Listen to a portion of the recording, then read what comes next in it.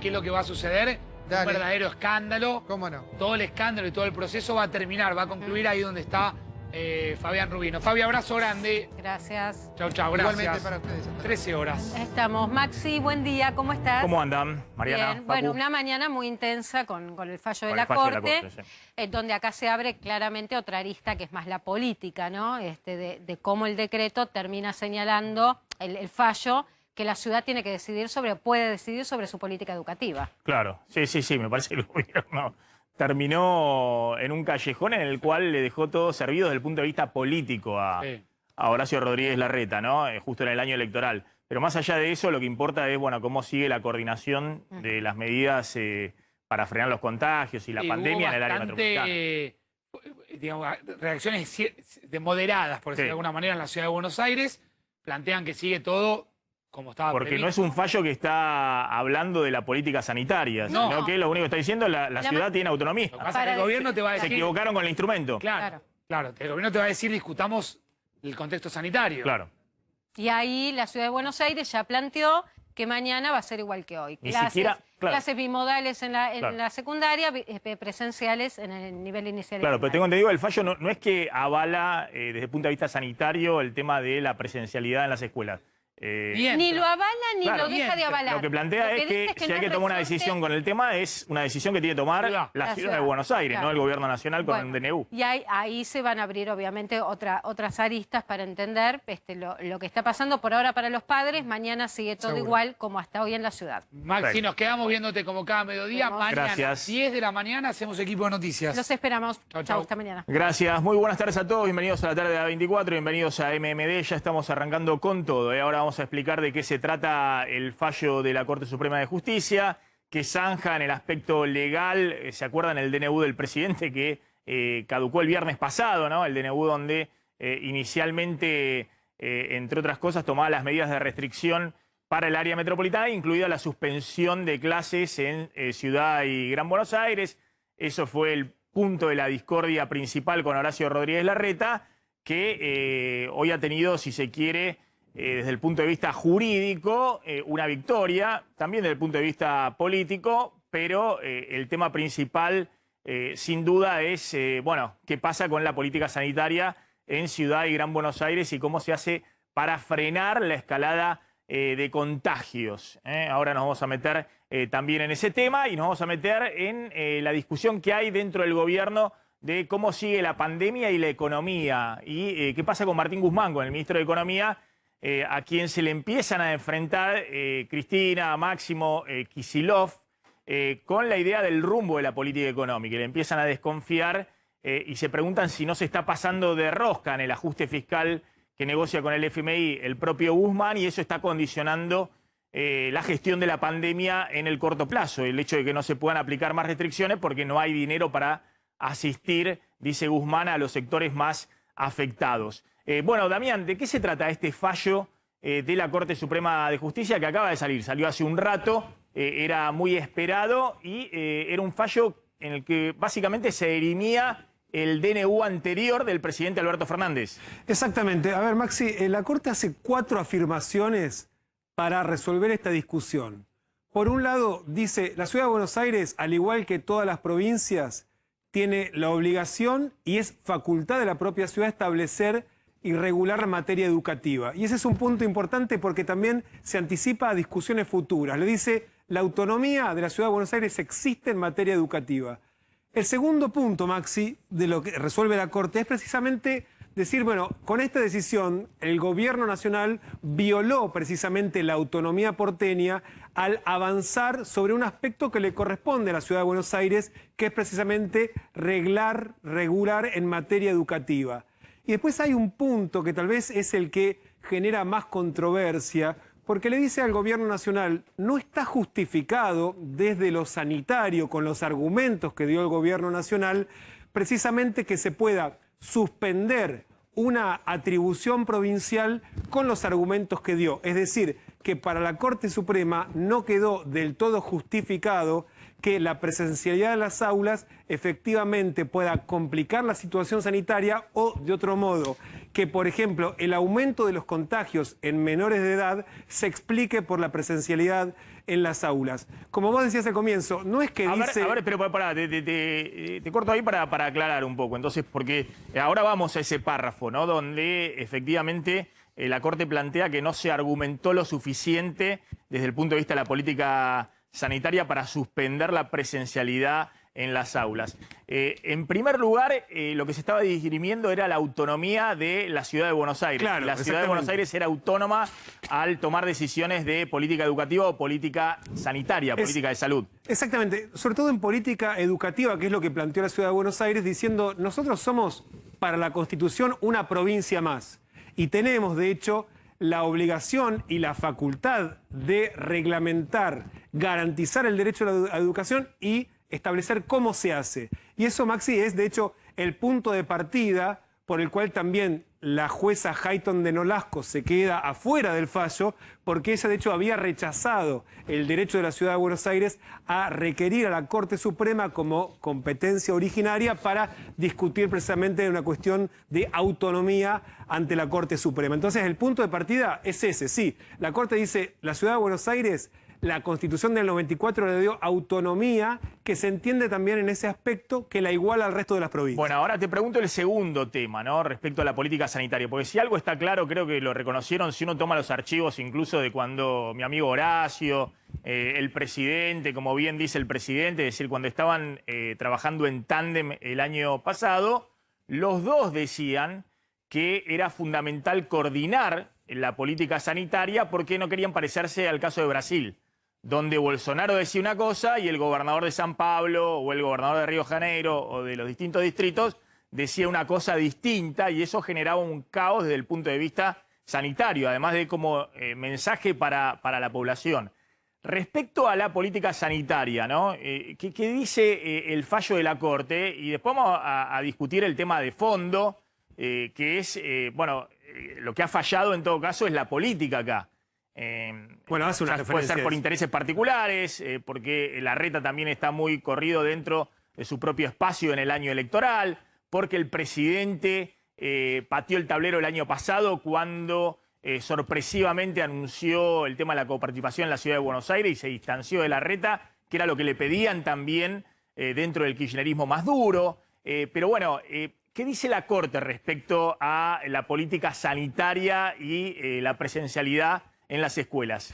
A ver, le reconoce a la Nación la atribución regulatoria en materia sanitaria, pero le dice que no por el hecho de invocar solamente la cuestión sanitaria le alcanza al gobierno nacional para precisamente violar la autonomía porteña. Y en este sentido, te leo textual, dice, la administración se encontraba obligada a explicar, más que en cualquier otro acto, dado el contenido concreto de su regulación, esto es la cuestión educativa, los antecedentes que la llevaron a ejercer la competencia invocada. O sea, decía, más que nunca debía justificar si la cuestión sanitaria ameritaba precisamente a avanzar sobre una facultad, una atribución de la autonomía porteña. Y en este sentido, enumera algunas de las cosas que para la Corte no estaban terminando de ser justificadas. Por ejemplo, que la cantidad de personas que utilizan el transporte público, decía, de manera coincidente con el inicio de las clases, no terminaba de justificar efectivamente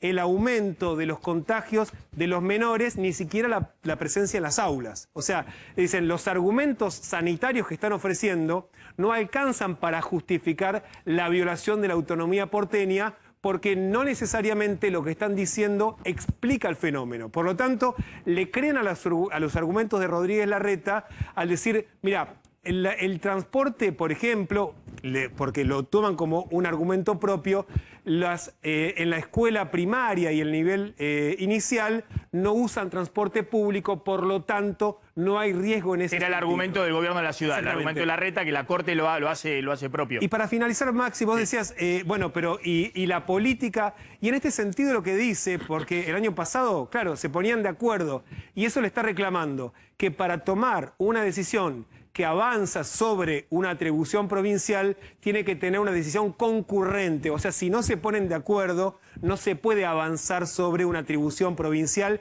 Y eso no solamente lo toma para el decreto que ya venció, sino para el vigente y hacia adelante, que ese es un dato importante también como mensaje para todas las jurisdicciones que puedan ir a discutir a la nación cuando se decide una cuestión sanitaria, ¿no? Si la ciudad o cualquier provincia no está de acuerdo, esta es una señal muy clara que está dando la Corte Suprema sobre cómo se debe actuar. Carlos. No, acá el punto es la jurisprudencia, que sienta esta decisión de la Corte, porque esto de alguna manera también pone claridad respecto a cómo se van a manejar las cuestiones de aquí para adelante. Cuando la Corte Suprema, dicen en el gobierno de la ciudad, con criterio, cuando el máximo tribunal, que es la Corte Suprema de Justicia, con 4 votos de sus 5 miembros, con uno que se abstiene, le da el ok a la ciudad en lo que hace a la autonomía de algunas decisiones, está sentando una jurisprudencia para todas las medidas que se tomen de aquí en adelante, porque está claro que la pandemia no se termina ni mañana ni pasado. Entonces,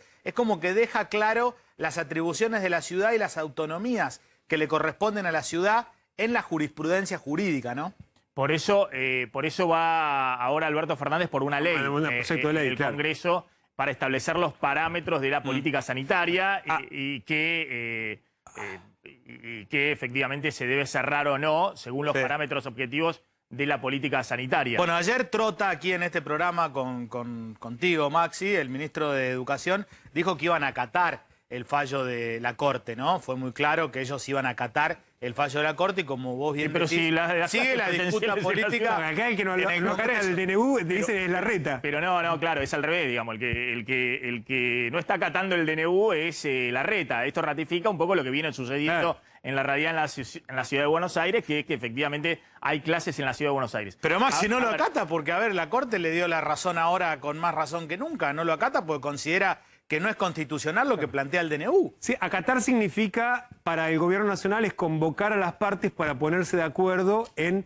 la política sanitaria y la política educativa de un modo tal que todos estén de acuerdo. Eso es lo que sería acatar para el gobierno nacional. O sea, hoy convocar a la reta y decir, ok, pongámonos de acuerdo sobre la política sanitaria. A ver, claramente, desde el punto de vista de la política sanitaria, más allá de la posición del gobierno de la ciudad, está claro que los parámetros de contagio, ahora vamos a ver y demás, en otro momento hubiesen llevado a un cierre total.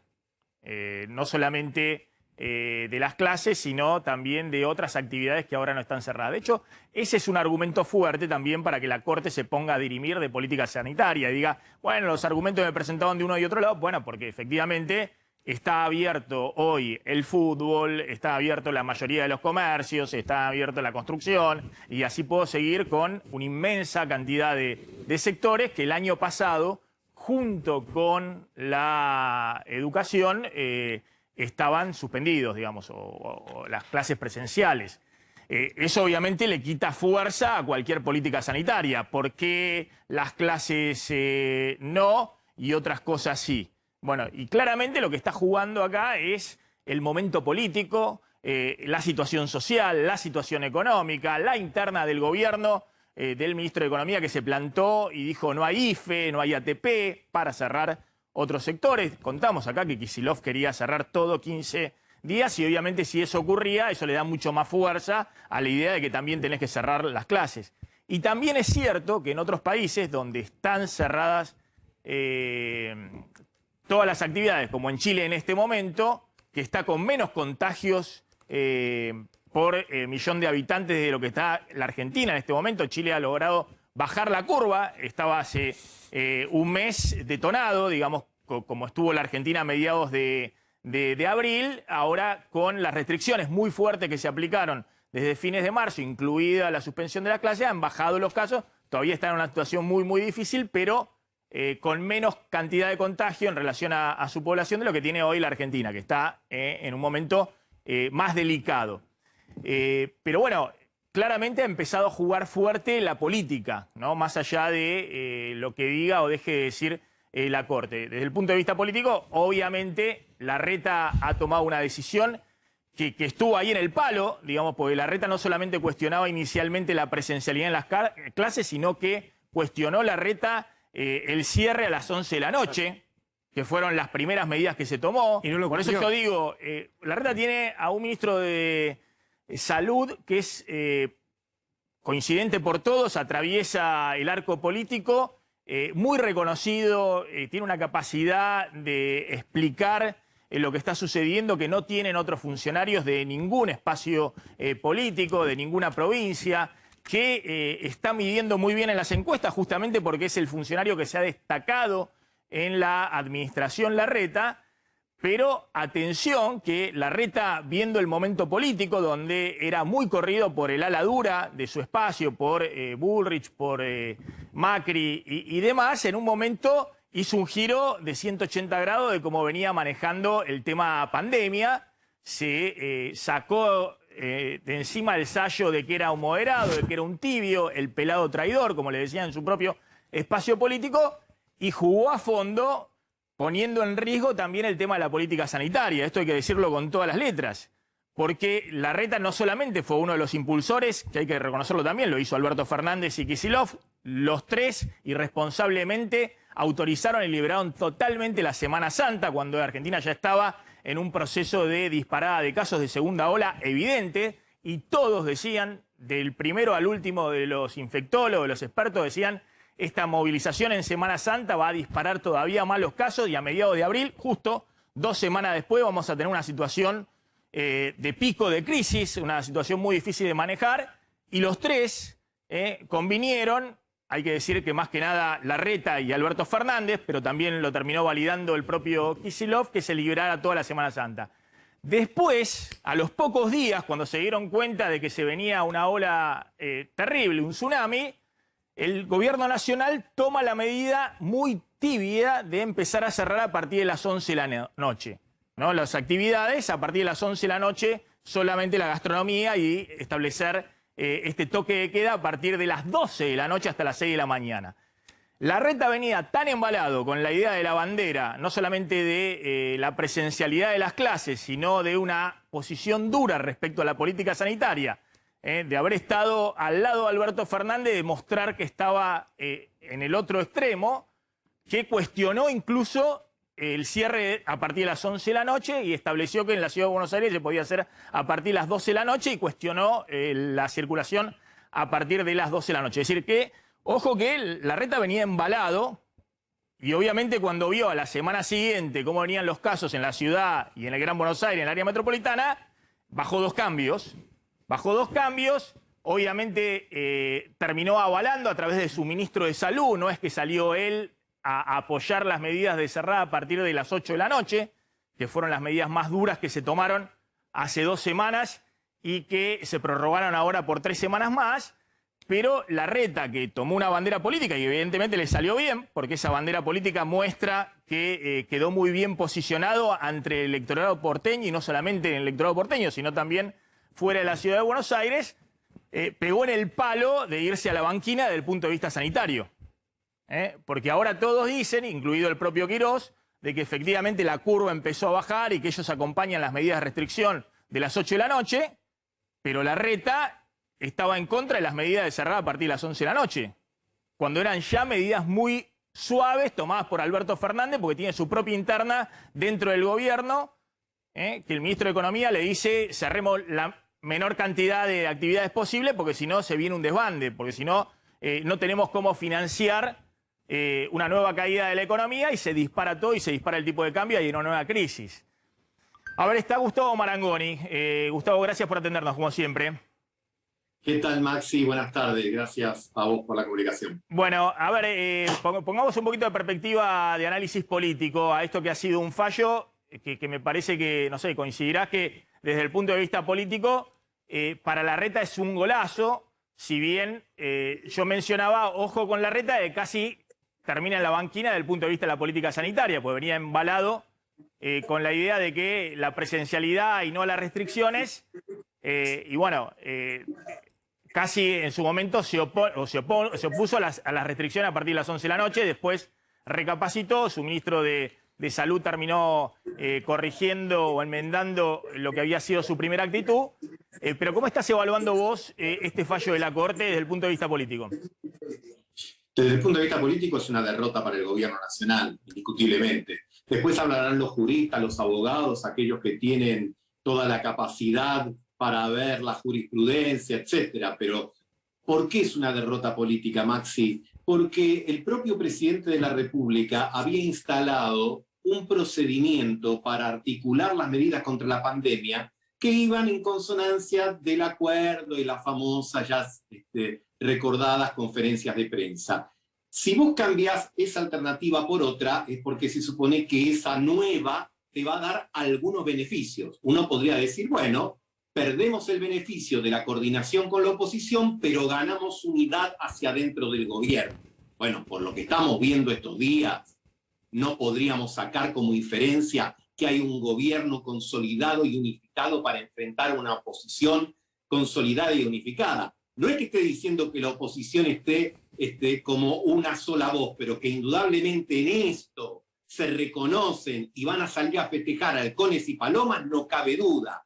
Al gobierno le quedará, como creo que ya están tuiteando algunos protagonistas de la coalición, la queja moral, que está bien, tendrá sus argumentos, se sostendrá que le quitan al presidente instrumentos para actuar en la pandemia, pero es ir a buscar la pelota dentro de la red para llevarla de nuevo a mitad de cancha. Nunca, nunca es bueno en política perder, menos reclamar la victoria moral, menos hacerlo desde el peronismo.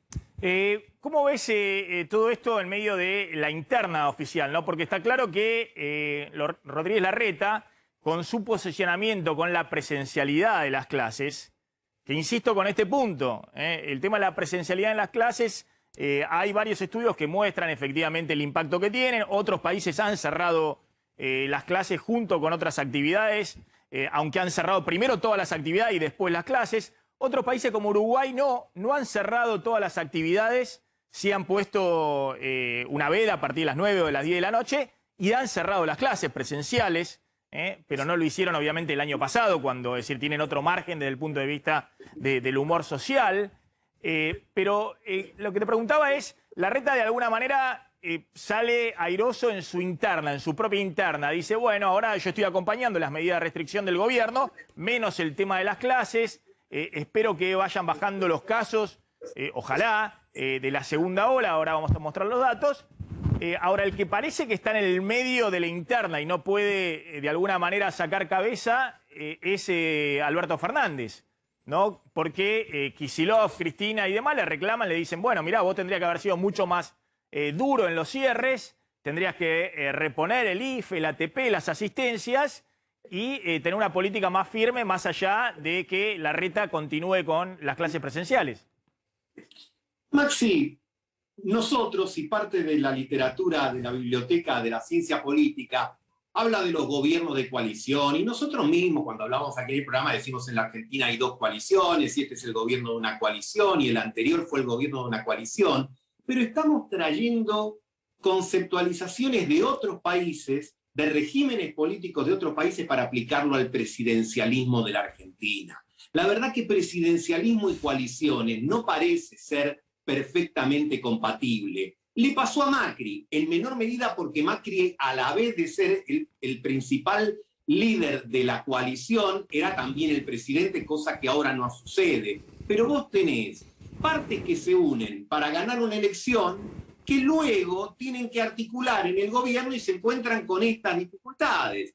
A ver, lo sabemos todos. Las coaliciones en la Argentina se traducen en que los ministerios, en los famosos ravioles, vos tenés ministro que responde a un determinado sector, viceministros, secretarios, subsecretarios, y eso a veces con el tiempo se termina unificando, pero cuando arranca es un collage de las representaciones de a este lo tenemos que poner porque hay un compromiso está bien. fulano, Está bien, pero Gustavo, lo que te estoy planteando es que acá hay una cuestión más de fondo que empieza a emerger muy nítida, que es un cuestionamiento respecto a cómo es la orientación de la política sanitaria. Kicillof que termina diciendo, bueno, voy a acatar lo que dice Alberto Fernández, pero expresando claramente cuál era su posición de gestionar este momento de la pandemia.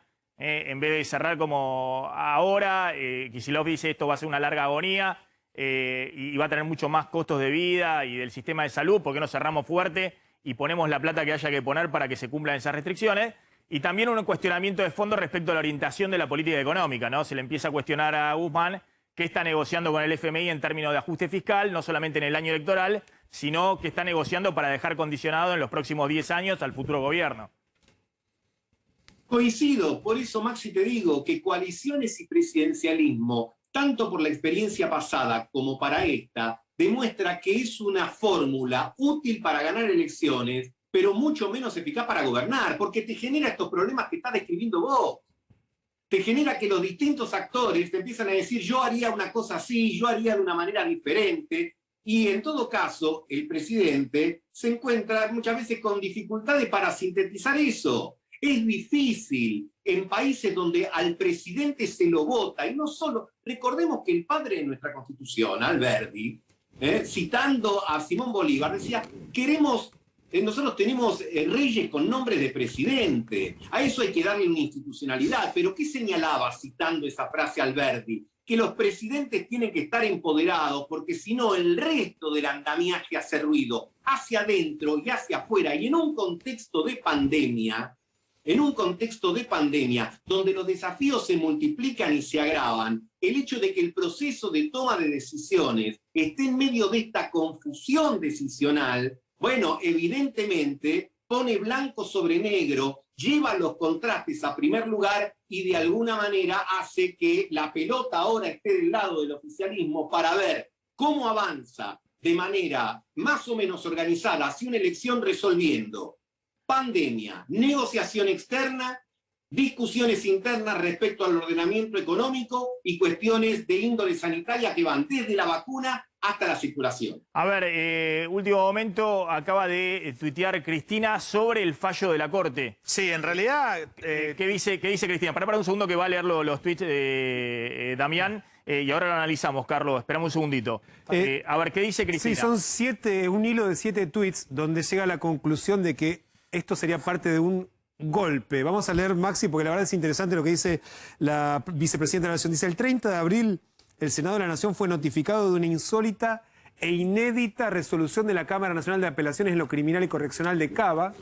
Créase o no, en esa resolución se hacía lugar a una acción de habeas corpus contra el Congreso de la Nación, intimándolo para que en 15 días sancione leyes, ignorando no solo la división de poderes, sino peor aún, ignorando lo que es un habeas corpus. Ese mismo 30 de abril, dice la vicepresidenta de la Nación, la Cámara Contencioso Administrativo Federal, a pedido de Clarín, decidió suspender la vigencia del DNU que declaró como servicio público a la telefonía celular, internet y la televisión por cable. O sea, te van a poder aumentar el cable, internet y el celular cuanto, cómo y cuándo se les dé la gana. Como verás, el Poder Judicial es también tu problema. Hoy, hasta ahí, entonces, lo que está cuestionando es lo que comentamos el otro día, que el ENACOM, que es el organismo de regulación de las telecomunicaciones y demás, ordenaba a las telefónicas y a los proveedores de Internet, de un lado Clarín Telecom y del otro lado Telefónica y después operadores de menor calibre, les ordenaba retrotraer los aumentos que habían aplicado, que eran aumentos de... antes tenían el 20% y ahora habían anunciado aumentos de entre 10 a 15%. 10 a 15%, claro. Y les ordenaba retrotraer esos aumentos. Bueno, uno de los involucrados, que era Telecom Clarín, puso un amparo y hubo un fallo que favoreció a esa empresa, que efectivamente por ahora convalidan los aumentos que habían dispuesto y no tienen... por ahora, mientras tengan el amparo, que devolver lo que le cobraban de más a sus clientes, cosa que ordenaba el ENACOM. Todo esto para que entiendan, digamos, el contexto que está tuiteando Cristina. Pero... hasta ahí hablando de otro fallo respecto al tema tarifario, claro, básicamente también menciona... telefonía, celulares e Internet. Pero en el primer tuit menciona una comunicación al Senado de otra Cámara, de otro fuero, dándole instrucciones sobre cómo legislar en materia de la pandemia. Entonces dice, 2 fallos de 2 jurisdicciones distintas, de la Justicia Nacional y Federal, avanzando sobre decisiones del gobierno. Y después dice, Hoy la Corte acaba de decidir en plena pandemia decretada por la Organización Mundial de la Salud, emergencia sanitaria sancionada por el Congreso de la Nación y con más de 65.000 muertos en la Argentina, que el Poder Ejecutivo Nacional no tiene competencias para tomar medidas sanitarias. Ante este escenario, digo yo, para poder gobernar, ¿no será mejor presentarse a concursar por un cargo de juez al Consejo de la Magistratura o que un presidente te proponga para ministro de la Corte? Y finalmente, el tuit más fuerte, sinceramente está muy claro que los golpes contra las instituciones democráticas elegidas por el voto popular ya no son como antaño. Es decir, Cristina planteando que hay una limitación al gobierno nacional, al Poder Ejecutivo, pero que ahora vienen desde el punto de vista del Poder Judicial, lo que viene diciendo hace rato Cristina respecto al lawfare y demás. Que gobierna a través de la justicia, digamos. Claro. Sí, acá Está planteando, habla a de ver, golpe, habla directamente de claro. golpe contra las instituciones Está bien, democráticas. Está acusando a la Corte de golpista. No, muy duro, muy duro. Está acusando a la Corte de golpista y está enumerando no solamente lo último que está en agenda, la polémica por la decisión de la Corte respecto al DNU de Alberto Fernández, sino que enumera tema tarifas, dice que se mete la Corte, que se mete la justicia en terrenos que tienen que ver con el poder legislativo, que se mete en un poder en otro poder. Muy duro, Cristina. Bueno, a ver, Gustavo, más allá de obviamente los cuestionamientos de Cristina con la Corte y demás, son conocidos. En este caso está diciendo, bueno, que la Corte se mete con la política sanitaria. Uno tiende a pensar que no. En todo caso, el que toma decisiones de política sanitaria y tendrá que hacerse responsable por las decisiones de política, y creo que lo hace, porque por eso pone su ministro de Salud todas las mañanas a explicar también las cosas. Por un lado de Larreta y por otro lado el que toma también decisiones de política sanitaria es Alberto Fernández y es también Kicillof. De hecho, lo que estamos viendo con el último DNU, venimos contando que es un DNU que en muchas cosas se contradice porque es tan cuidadoso de mantener algunas cosas abiertas, lo más que puede, que cada uno lo aplica a su parecer en su jurisdicción, en la ciudad, en la provincia de Buenos Aires, en los municipios dentro de la provincia de Buenos Aires. Y el bochorno más grande que tiene que ver con esto tiene que ver con lo que pasa con el fútbol. Y ya dijimos, ¿no? En zonas de alarma, no de alto riesgo, sino de alarma epidemiológica, se han preocupado por dejar el fútbol funcionando y hemos visto las imágenes que hemos visto el otro día, por ejemplo, en Rosario. Pero Gustavo, bueno, ¿cómo interpretas esto de Cristina, este hilo de tweets de Cristina respondiendo al fallo de la Corte Suprema de Justicia? Asumamos por un minuto, Maxi, nada más, que toda la letra de lo que dice el tuit está bien, que estamos de acuerdo. La pregunta es, bueno, ¿y entonces cuál es la respuesta de la política? Porque había un viejo dicho que decía, yo me estoy ahogando y vos me describís el agua. El punto es, si es cierto que existen estas situaciones, ¿qué es lo que se hace desde el Poder Ejecutivo?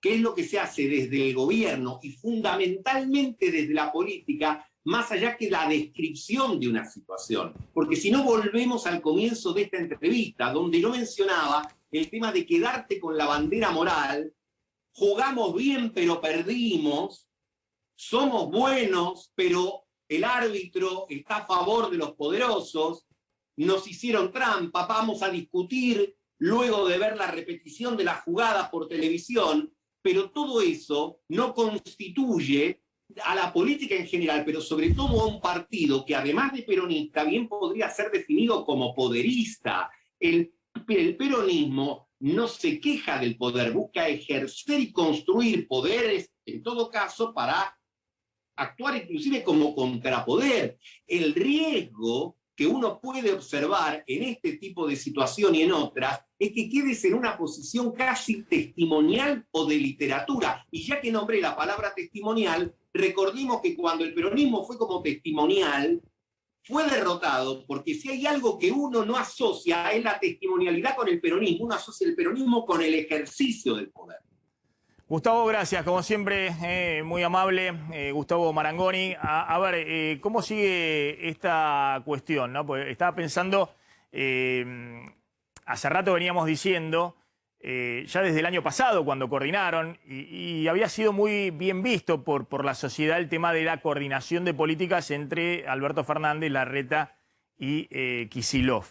Esa convivencia de alguna manera se rompe cuando empiezan a jugar fuerte los extremos, ¿no? El extremo dentro del gobierno, dentro del oficialismo, que le pasa factura a Alberto Fernández por su cercanía con Larreta y sus encuentros, y mi amigo Horacio, y esto y lo otro.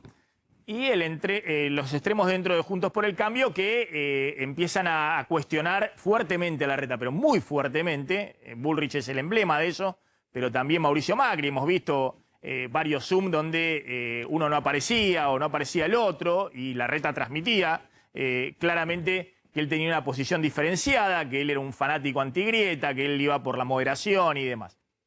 El año pasado, cuando el presidente sorprende en la Quinta de Olivos y anuncia la quita de un punto de coparticipación para la ciudad de Buenos Aires, que era algo que se estaba negociando en una mesa de negociación donde estaba Diego Santilli, estaba también el gobierno nacional del otro lado, y había un acuerdo de que parte de lo que había recibido la ciudad en el gobierno anterior iba a ser devuelto a la nación, pero el presidente hace el anuncio de manera totalmente sorpresiva, donde deja muy descolocado políticamente no solo a Larreta, sino a los enviados de Larreta ahí a la Quinta de Olivos, que estuvieron los intendentes, estuvo Jorge Macri, Diego Valenzuela, otros intendentes de Juntos por el Cambio. Nosotros dijimos, ojo, porque claramente está marcando a Alberto Fernández que ya no lo necesita Larreta. Era un momento donde se pensaba que, bueno, pasó la primera ola, o está pasando la primera ola, van a llegar a fin de año las vacunas. El presupuesto 2021 planteaba que no había segunda ola en la Argentina. Ahora le reclaman a Guzmán, le dicen, che, pero ¿cómo puede ser? Guzmán dice, no, sí, ustedes todos votaron el presupuesto 2021 donde no hay un solo centavo ni de IFE ni de nada, porque el presupuesto era que no había segunda ola en la Argentina en 2021. Ese era el presupuesto 2021, que lo votaron todos en el Congreso.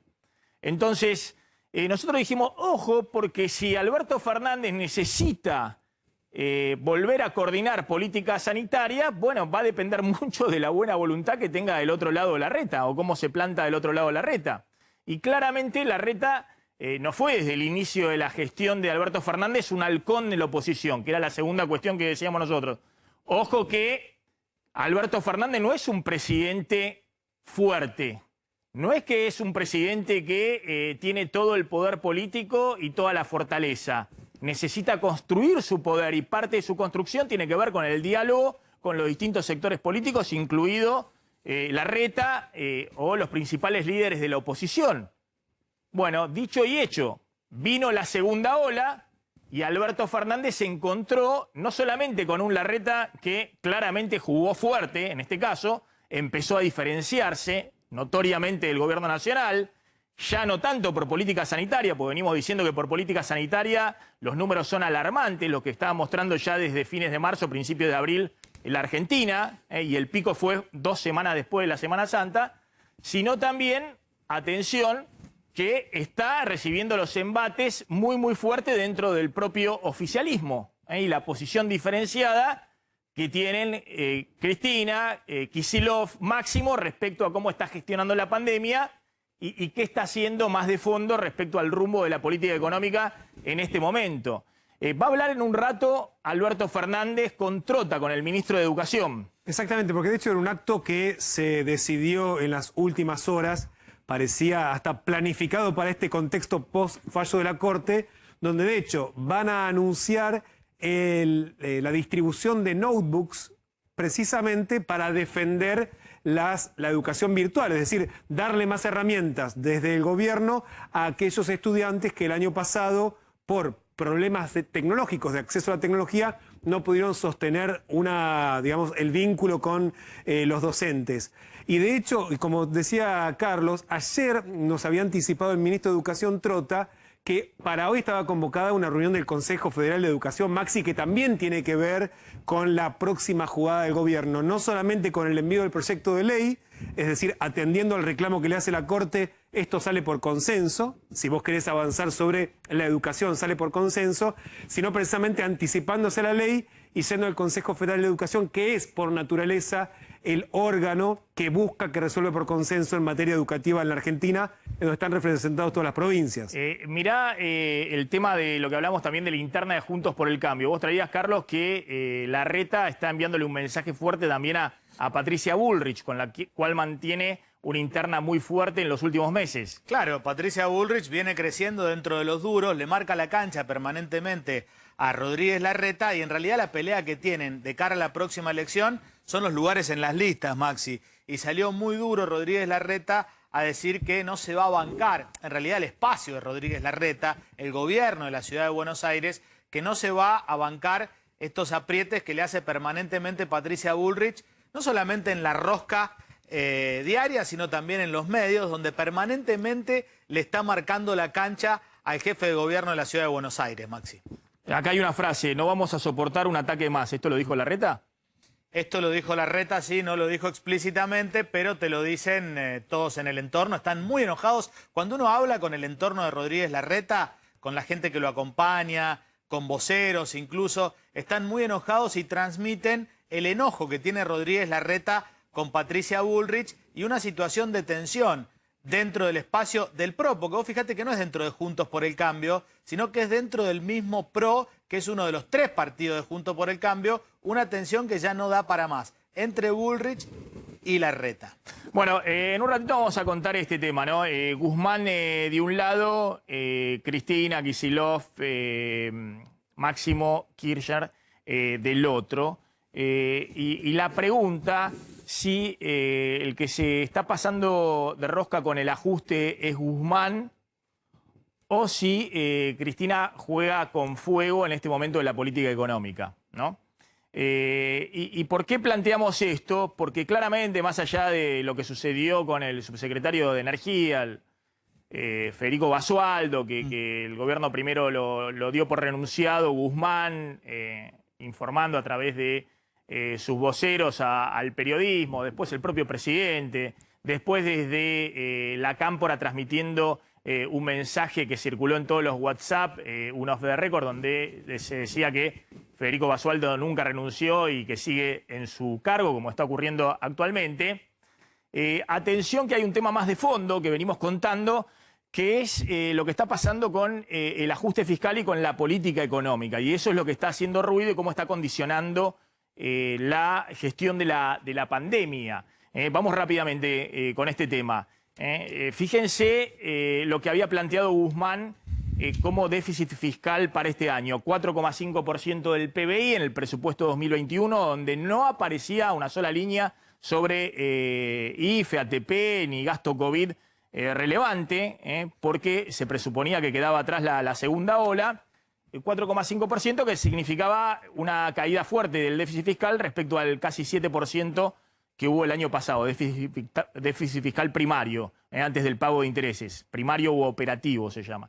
Bueno, Guzmán dejó trascender que él manejaba una nueva meta que podía estar entre 3% y 3,5% del PBI, es decir, una meta de ajuste fiscal todavía mayor, de disminuir a la mitad el déficit fiscal del año pasado, y de esa manera disminuir la emisión monetaria del año pasado, que fueron 2 billones de pesos, a prácticamente la mitad, 1 millón de pesos, que es mucho menos si se cuenta la inflación que ha habido en el último año, arriba del 40%, es decir, en términos reales, una fuerte caída del déficit fiscal y de la emisión monetaria. ¿Por qué? Porque Guzmán quiere básicamente mantener la estabilidad cambiaria y empiezan a preguntarse en el oficialismo qué ajuste negocia Guzmán con el Fondo Monetario, teniendo en cuenta que ayer se conocieron los datos de recaudación de abril, que voló la recaudación de abril como habíamos anticipado. 105%. No solamente porque abril del año pasado estuvo la economía apagada, cerrado completamente, sino también porque en abril ingresó la mayor parte del impuesto a la riqueza. Sí, pero sabes que el gobierno no lo computó dentro de la recaudación, porque lo computa como un ingreso no tributario. Bueno, con más razón todavía. 100.000 millones de pesos de los 223.000 que recaudaron. Entraban en abril pero no no lo se cuenta computó dentro en de este número. Ahí tenés la Pero bueno, liquidación récord de los últimos 10 años de la soja también, ¿no? No, está en este primer trimestre también, Claro. y está también en abril en las retenciones, pero como todos saben, los impuestos más importantes en la Argentina son primero el IVA, segundo ganancias, y después viene el tema de las retenciones, viene el tema del impuesto al cheque y demás, ¿no? Pero claramente Guzmán mostró en el primer trimestre del año un déficit fiscal, lo habíamos dicho nosotros, que fue de solo 0,2% del PBI, el déficit fiscal primario, operativo. Y muchos se preguntan, sobre todo los que están cuestionando dentro del gobierno a Guzmán, ¿cuál es la meta real de déficit fiscal que negocia Guzmán con el FMI? ¿Es 3%, es 3,5%, es 4,5% lo que dice el presupuesto? Porque en el primer trimestre tuvo nada más que 0,2% de déficit. Es cierto que es un trimestre donde no solamente tenés poco gasto en término estacional, sino que estás con todo el empuje de la economía abriendo y ya comparando respecto a marzo del año pasado, donde también había sido ya parte del inicio de la pandemia y demás. Y la segunda pregunta que se hace es si se pasa de rosca Guzmán con el ajuste, por lo que venimos contando, porque hay un ajuste muy fuerte en el primer trimestre y que obviamente continúa en abril y mayo, sobre jubilaciones, hay un ajuste muy fuerte sobre salarios públicos y la variable que no está pudiendo controlar en términos de ajuste Guzmán y que sí lo había puesto en el presupuesto era subsidios económicos a la energía y al transporte. Y la pelea que hay respecto a cómo descongelar tarifas o no, bueno, parece todo indicar que Cristina, Kicillof, Máximo Kirchner se imponen en esa pelea, pero aún con el aumento de solo 9% con el tema de la luz y del 6%, 7% con el tema del gas, atención que el aumento de los subsidios económicos, que es relevante, nosotros contamos acá por lo menos 200.000 millones de pesos más de lo que preveía Guzmán este año en subsidios energéticos, ojo que de toda manera lo compensás con el ajuste muy fuerte que estás haciendo en la mayor parte del gasto público, que es el gasto previsional y social. Y ojo que lo compensás también con el impuesto a la riqueza, que ahora vamos a hablar, que recaudó por ahora más de 220.000 millones de pesos, pero puede recaudar más y se dirime que van a ser los contribuyentes que están bien identificados y que están litigando en la justicia respecto a si van a pagar o no van a pagar. Entonces hay un cuestionamiento de fondo, venimos contando, respecto a qué quiere este año, que es un año electoral, es el cuarto año consecutivo de caída del salario real, de una recuperación muy lenta del empleo respecto a la destrucción enorme de puestos de trabajo que hubo el año pasado, y donde obviamente el oficialismo necesita tratar de mejorar un poco el consumo y el humor social para tener un buen resultado electoral. Y sobre todo, le están cuestionando a Guzmán que su posición muy fiscalista, muy dura desde el punto de vista del ajuste fiscal, ha llevado a condicionar a la política sanitaria, lo que quería Kicillof, que decía acá hay que cerrar 2 semanas, muy fuerte, restaurar las ayudas a los sectores que cierren y de esa manera bajar la curva, esperar a acelerar la vacunación y ver si podemos salir más rápido de esta segunda ola y no ir tomando medidas de a poquito que van bajando lentamente la curva, pero que significan una mayor cantidad de muertos, congestión del sistema de salud y el peligro de que sigas en una agonía larga de esta segunda ola, que tiene también su impacto desde el punto de vista económico. Ahora, más allá, Maxi, te pregunto, más allá de la pelea de fondo que vos muy bien describís, que es para dónde va el plan económico, si es que hay un plan, si ajustamos tarifas o no, tenemos una cuestión más populista dejando las tarifas planchadas hasta la elección. En lo político, ¿no queda muy desempoderado el presidente y el ministro de Economía con un gesto de esta naturaleza cuando corren a un hombre y automáticamente lo desdice el poder real desde el corazón del poder? Digo, más allá de la pelea de fondo que vos describís perfecto, en lo político, y queda muy debilitado el presidente. Sí, pero el presidente va a seguir gobernando y tiene que gobernar hasta el 2023. Se supone que va a seguir gobernando, eso no está en duda en ningún analista político y demás. Claramente el presidente tiene un problema enorme, lo que venimos contando, porque la interna que sostiene no es por un funcionario menor, sino que estamos contando que hay una discusión de fondo respecto al rumbo de la política económica. Y sobre todo también respecto a qué vas a negociar con el fondo, porque es cierto lo que plantean Cristina y Kicillof, que si vos negociás a 10 años con el fondo, con las condiciones que plantea hoy el FMI, el próximo gobierno queda muy condicionado en términos de margen de la política económica, de la política fiscal, de la política monetaria. Es un chaleco de fuerza muy fuerte y que plantea un riesgo grande que a partir del cuarto o quinto año del acuerdo Argentina tenga un problema grande en términos de cómo va a ser para encarar el pago de intereses y capital de la deuda con el fondo y con los acreedores privados. Es decir, a partir del 2025, en el acuerdo de Guzmán con los acreedores privados y el que está negociando con el FMI, empiezan a caer vencimientos importantes. O sea que en la segunda parte del próximo gobierno, si vos no lograste ser un país distinto a lo que ha sido Argentina durante la última década, atención que vas a un nuevo default o a una situación de renegociación muy compleja.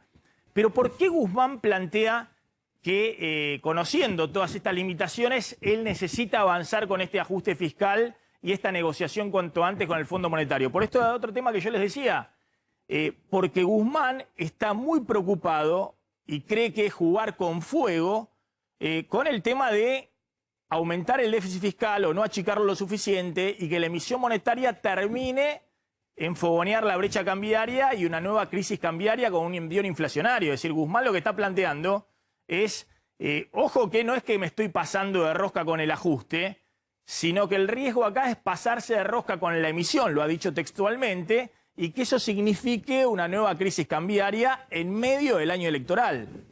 Pero claramente hay un choque de visiones respecto a cómo gestionar este año, en el año electoral, ahora sí, la política económica y qué va a pasar con la negociación con el fondo, que para Guzmán es un elemento clave de la estabilidad cambiaria este año. En este contexto, Cristina, que está a full con el Twitter, ayer Cristina presenta una larga lista de tweets referidos a un discurso muy, pero muy interesante, muy interesante. Tenemos la carátula de Cristina con Biden.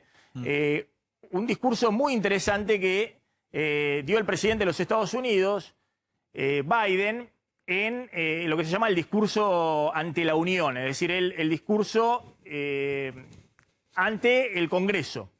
Un discurso que es muy recomendable, de un poquito más de una hora, donde Biden claramente marca un cambio drástico de 180 grados en la agenda económica de Washington. Es muy, pero muy evidente el cambio, donde el eje principal es este. La economía del derrame nunca ha funcionado. Es decir, la economía del derrame, la teoría del derrame, es un poco lo que planteó en su momento Trump y hace ya 2 décadas o un poquito más atrás planteó el presidente Ronald Reagan en Estados Unidos, que se conoció como la Reaganomics, la idea de que vos tenés que bajarle los impuestos a los más ricos y que eso va a significar un derrame en el resto de la economía, mejorando la situación de toda la sociedad porque va a implicar mayor inversión, mayor crecimiento de empleo y eso va a impulsar no solamente el crecimiento económico, sino también una mejora de toda la sociedad.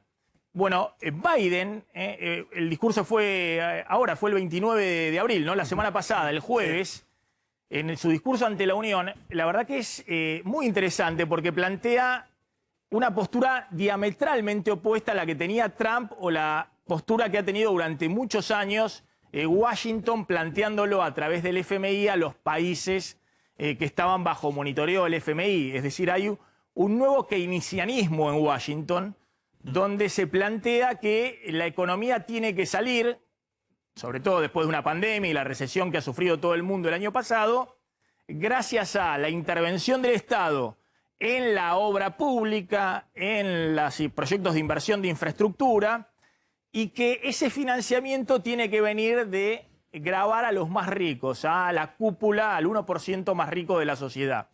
En el discurso Biden lo refiere en varias oportunidades y Cristina ayer, en esa catarata de tweets, lo que hace es glosa los principales dichos de Biden en este discurso de la semana pasada. Sorpresa te da la vida. Acabo de leer el discurso de Joe Biden ante el Congreso de Estados Unidos, dando cuenta del Estado de la Unión. Comparto algunos imperdibles. Buenos chicos y mujeres en Wall Street, pero Wall Street no construyó este país. La clase media construyó el país y los sindicatos construyeron la clase media. Por eso le pido al Congreso que apruebe la ley para proteger el derecho a sindicalizarse. Biden en un mensaje muy fuerte a los sindicatos.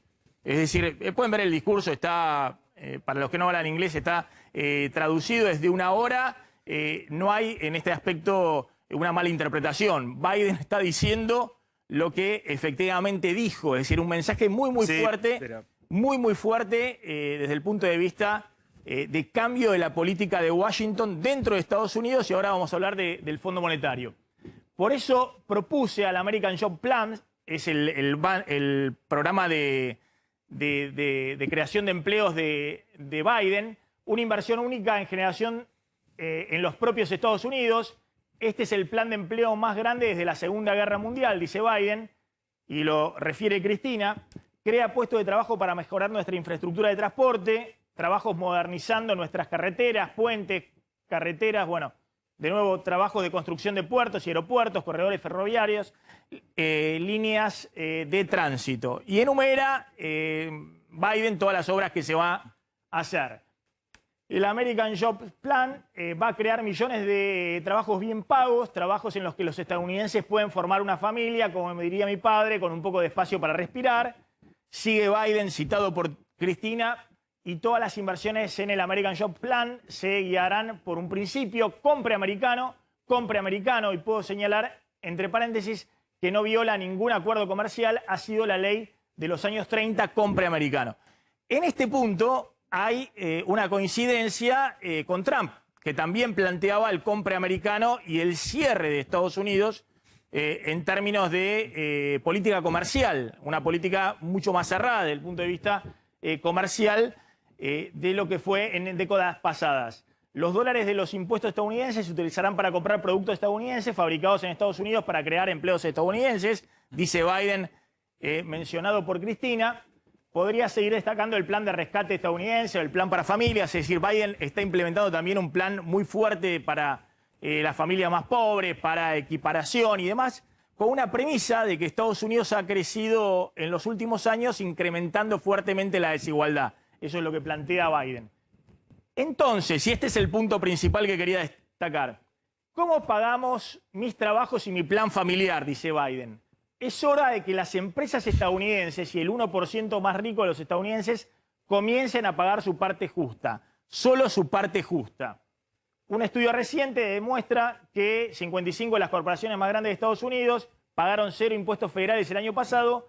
Esas 55 corporaciones obtuvieron más de 40.000 millones de dólares en ganancias, dice Biden, y continúa, bueno, contando el tema de las grandes empresas, evaden impuestos a través de paraísos fiscales en Suiza, Bermuda, las Islas Caimán, y se benefician de lagunas fiscales y las deducciones por deslocalizar trabajos y trasladar las ganancias al extranjero. No está bien, dice Biden, citado por Cristina. Vamos a reformar los impuestos corporativos para que paguen su parte justa y ayuden a pagar las inversiones públicas de las que también se beneficiarán las empresas. Bueno, lo cierto es, avancemos en los próximos tweets.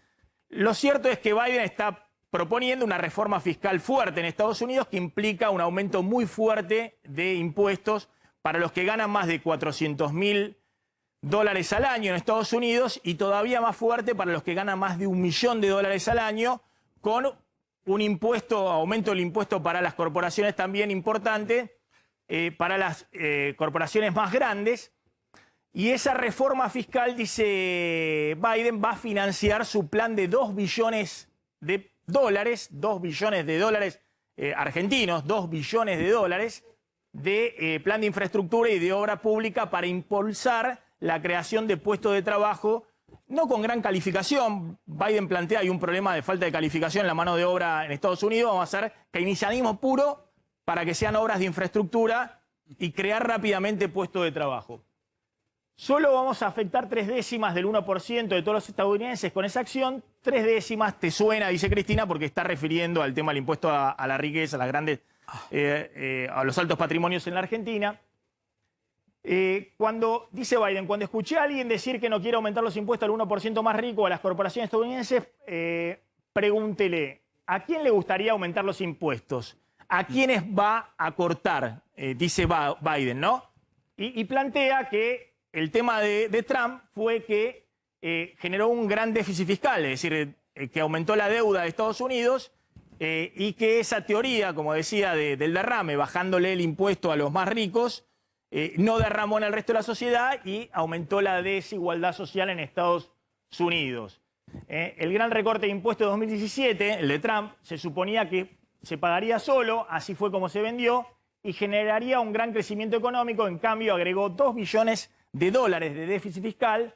Fue una gran ganancia inesperada para las empresas estadounidenses y para los que están en la cima. Dice Biden, citado por Cristina, es lugar de utilizar ahorro fiscal para aumentar los salarios, invertir en investigación y desarrollo, en vez de invertir millones de dólares en los bolsillos de los directores ejecutivos de las empresas. A ver, ¿por qué estoy citando esto de Cristina, que menciona tal cual lo que dijo Biden? Que además dice un problema principal, no solamente de crecimiento de la desigualdad muy grande en Estados Unidos, sino que eso se exacerbó con la baja de impuestos que hizo Trump, que dice Biden, llevó a que los directores ejecutivos de las empresas, con la ayuda de la baja de impuestos de Trump, ganen 320 veces más lo que gana un trabajador promedio de su empresa, cuando esa diferencia solía estar en menos de 100. Porque Cristina claramente está planteando, bueno, hay una nueva onda en Washington respecto a la orientación de la política económica. Y es cierto, en Washington hay un cambio drástico en la orientación de la política económica y también en la orientación que le quiere imprimir al FMI para el resto de los países. Digamos, hay una visión mucho más keynesiana de participación del Estado y demás en la economía de lo que había con la administración anterior, y claramente hay un quiebre respecto a lo que eran las políticas de la Reaganomics o las teorías de la oferta, donde se proponían básicamente baja de impuestos y que después el Estado organice. Pero claramente, cuando Cristina está planteando esto, también le está enviando un mensaje en la interna del gobierno a lo que está pasando en la Argentina, porque Argentina también es cierto que es uno de los pocos países que está en medio de la recesión de la pandemia, y en vez de estar aplicando política fiscal expansiva, está tratando de reducir su déficit fiscal.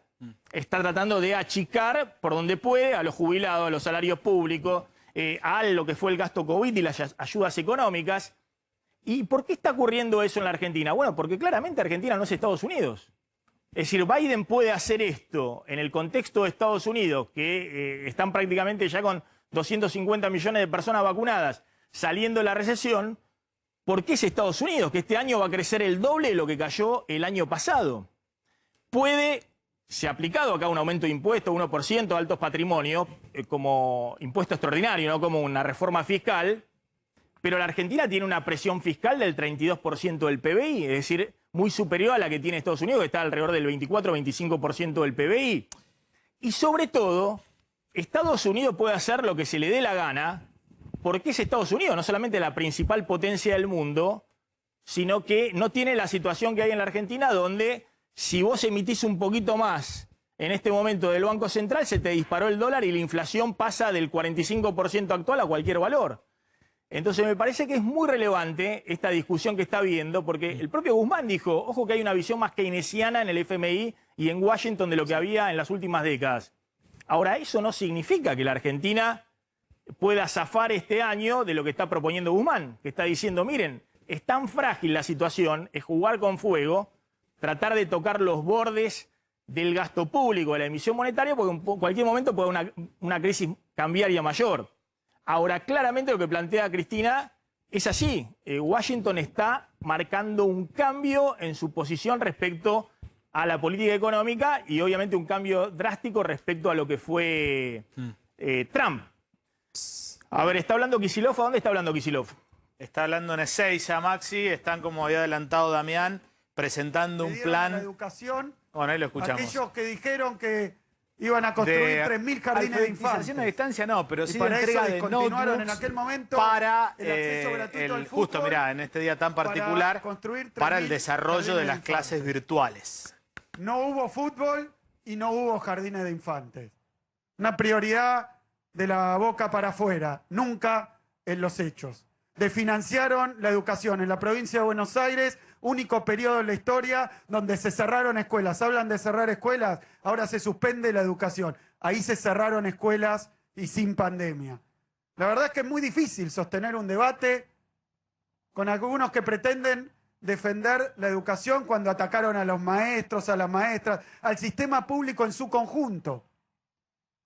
Decían que la escuela pública, que ahora se desgarran las vestiduras, era muy importante, ahora lo dicen así. Antes decían se cayeron en la escuela pública. Dicen que cómo, qué horror, no van a poder ir los chicos y las chicas a la universidad. Decían, ¿para qué hay universidades en la provincia de Buenos Aires? No dejaron insulto por pronunciar contra el sistema educativo. No dejaron peso por tratar de ahorrarse, porque así lo consideraban, desinvirtiendo en el sistema educativo. 30 puntos bajó el financiamiento de la educación. Es muy difícil que aquellos que le hicieron tanto daño a la educación en la Argentina hoy se paren como sus defensores. Es muy difícil. Después podemos discutir epidemiología, casos mundiales, revistas internacionales, pero es muy difícil. Yo pediría que antes de pronunciar una sola palabra más acerca de la educación, nuestra oposición le pida disculpas porque cuando gobernó dejaron a 4 millones de chicos y chicas sin las computadoras que hoy necesitan, pero imperiosamente. Son ustedes los que han despreciado a la educación. Y nosotros vinimos, hoy estuve en Moreno, donde abrimos otro parque industrial, como lo hicimos acá en Ezeiza. Y fíjate que me decía la intendenta que ya se habían llevado adelante obras en 400 escuelas en el distrito de Moreno. Lo hemos hecho en más de 3.000 escuelas en toda la provincia de Buenos Aires. Nos pusimos a arreglar las escuelas, a hacer una inversión que a veces es un poco invisible porque pasa de las puertas para adentro, porque es cambiar la instalación de gas, la instalación de luz, porque es arreglar los baños, porque es darle dignidad a los maestros y maestras, respetarlos, respetar a nuestros trabajadores de la educación, respetar a los estudiantes, respetar a las familias. Y tuvimos que hacer esas obras porque en el gobierno anterior, como el ahorro alcanzó también a las obras de mantenimiento en las escuelas, terminó eso en tragedia, allí en Moreno. Entonces yo quiero decir que resulta muy difícil mantener un eje discursivo o intentar tomar en serio que ahora nos digan cómo va a haber días sin clase. Cuando en el gobierno pasado en la provincia de Buenos Aires, por ponerse en una guerra política electoral con dirigentes sindicales, dejaron a los chicos y chicas sin clases durante días y días y días sin ninguna pandemia, para ahorrarse unos mangos. Y después decir, cuando terminó el gobierno, que había sido un error. Pero no les devuelven ni los días de clase que perdieron sin pandemia, ni las computadoras que les quitaron. Y me interesa también lo que comentaban los directivos de BGH acá.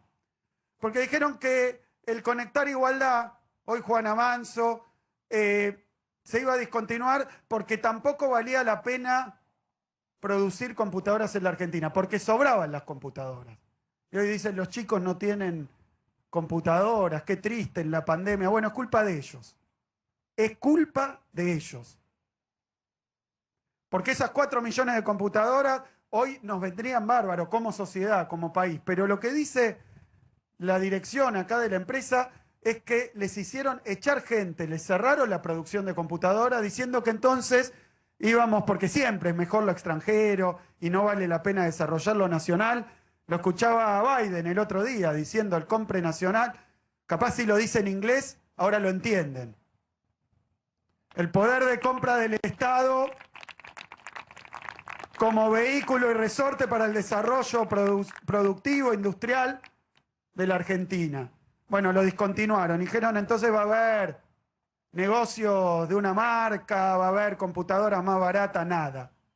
Fue un desastre. Fue un desastre. Entonces nos dejaron sin computadoras, sin trabajo, sin industria, sin escuelas.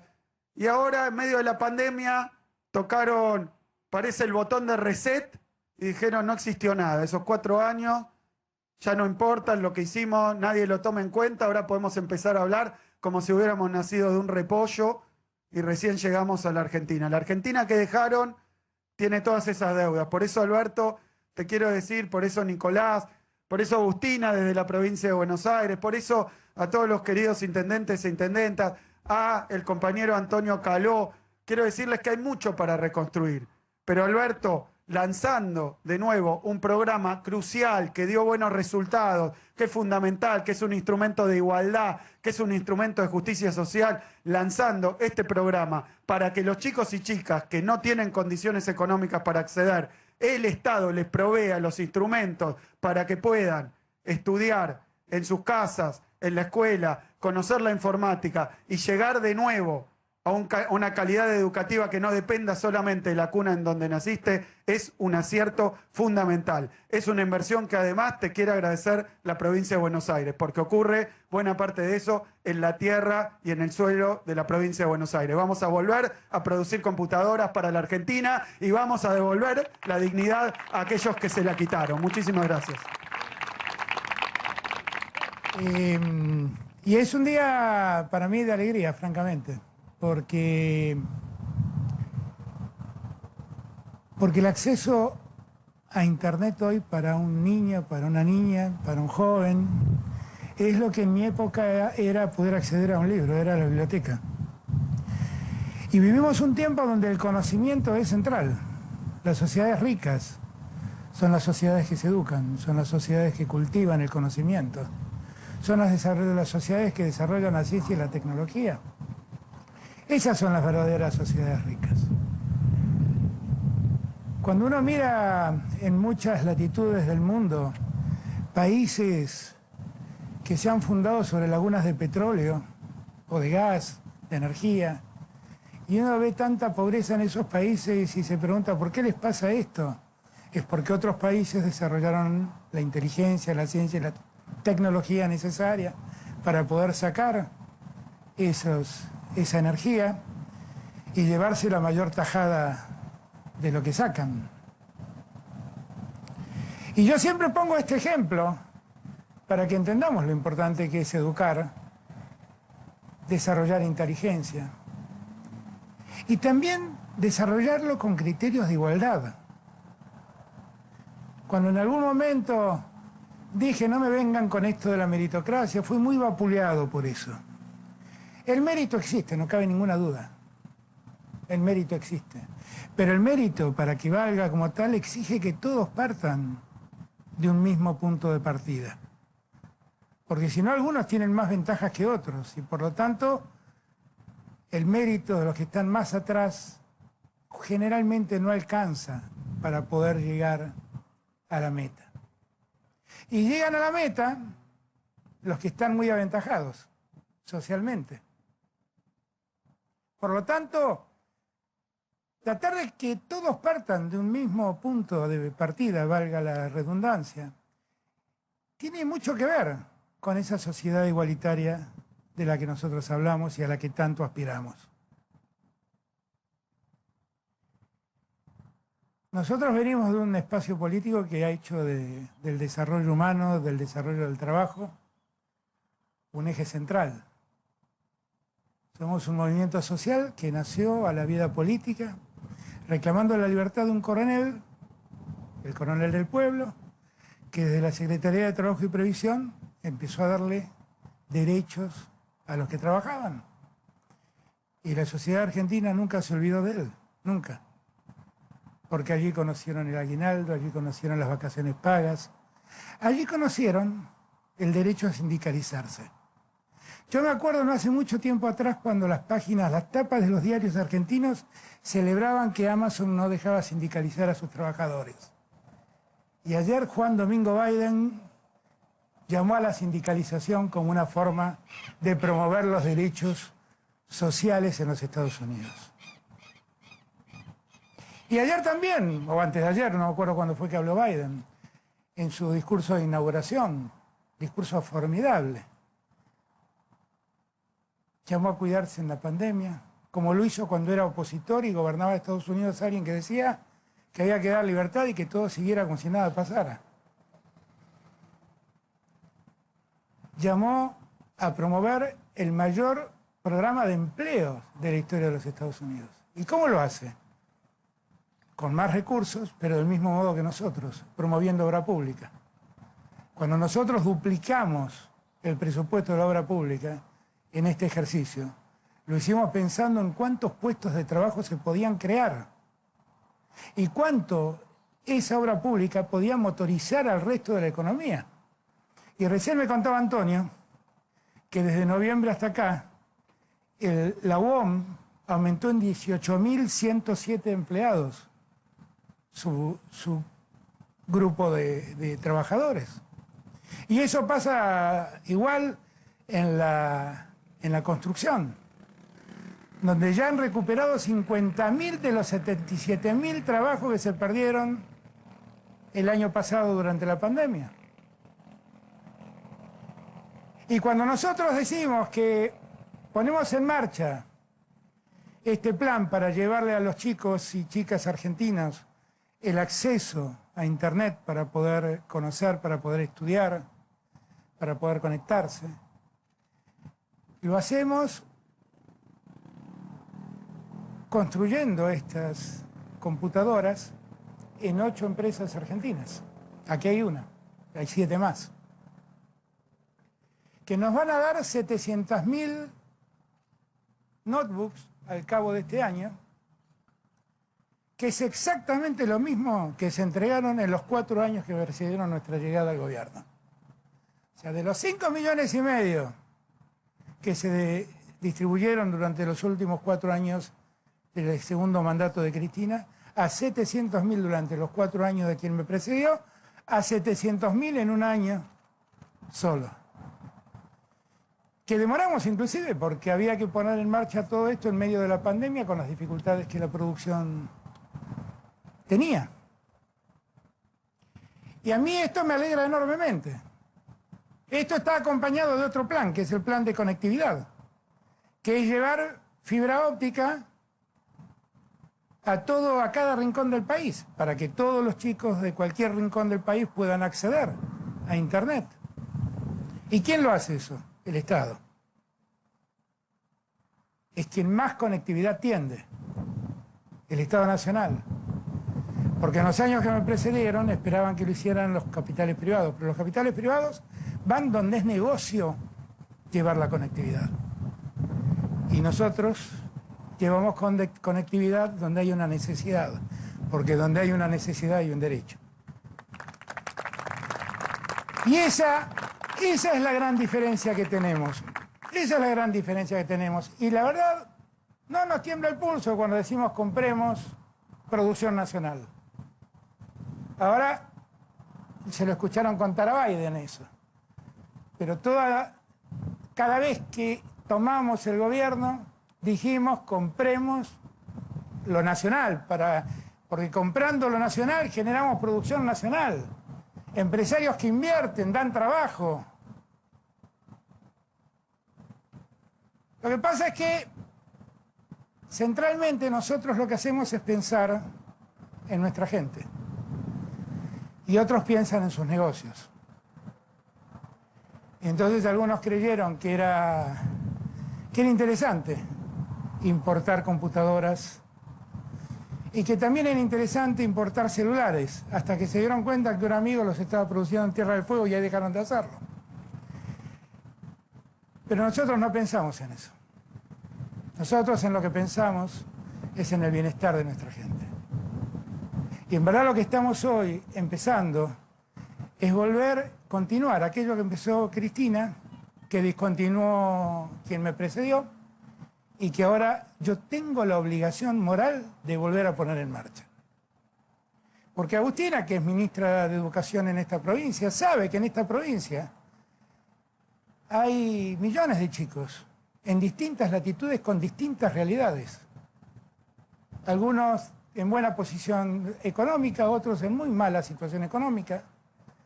Y el deber que tiene, y donde yo tengo que auxiliarla como Estado Nacional y Nico como Ministro Nacional, es que todos los chicos tengan acceso a esa educación. que todos los chicos y todas las chicas tengan acceso a esa educación. Porque eso es en lo que nosotros creemos. En un tiempo muy difícil, porque es un tiempo donde la pandemia no nos da respiro. Y donde yo voy a seguir cuidando la salud de los argentinos y de las argentinas, por más que escriban muchas hojas en sentencias. Yo que soy un hombre que ama el Estado de Derecho, y que reivindico el Estado de Derecho, y que respeto las sentencias judiciales, también como hace más de 30 años que enseño Derecho en la Universidad de Buenos Aires, no saben lo que me apena ver la decrepitud del derecho convertido en sentencias. Pero bueno, es el tiempo que me ha tocado, también deberemos luchar contra eso. Y lo que tenemos que hacer es estar más unidos que nunca, para cuidar a nuestros chicos, para cuidar a nuestros adultos mayores, para cuidarnos todos y todas. Porque es un tiempo difícil.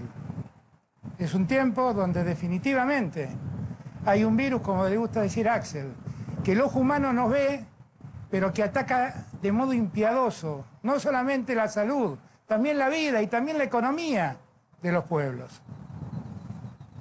Ese es el verdadero enemigo que tenemos. Nada de lo que hacemos lo hacemos para complicarle la vida a nadie. Lo hacemos para preservar la salud y la vida de nuestra gente. Y contra eso, dicten las sentencias que quieran. Vamos a hacer lo que debemos.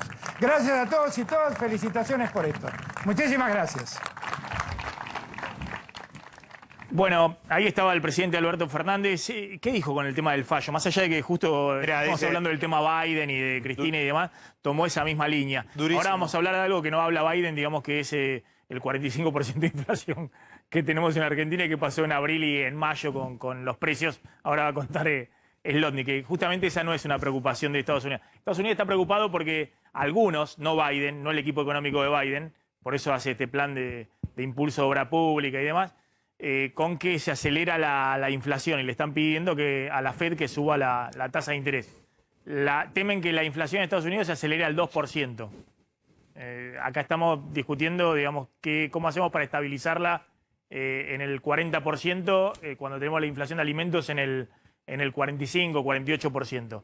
¿Qué dijo con el tema fallo de la Corte, clases presenciales en la ciudad, la pulseada con Larreta? Mira, al final, como frutilla del postre, lo que me apena ver la decrepitud del derecho convertido en sentencia, dijo Fernández, y después remató con un textual: dicten las sentencias que quieran, en alusión a la sentencia de la Corte Suprema de Justicia, seguiremos gobernando. Pero muy crítico, ¿no?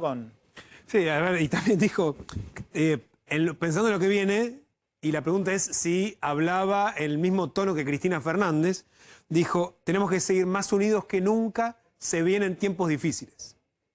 Hace 20 minutos leíamos que Cristina Fernández equiparó el fallo de la Corte y otras sentencias judiciales a una suerte de golpe blando, ¿no? En poder de la Corte Suprema. Bien, vamos volando la tanda y ya volvemos.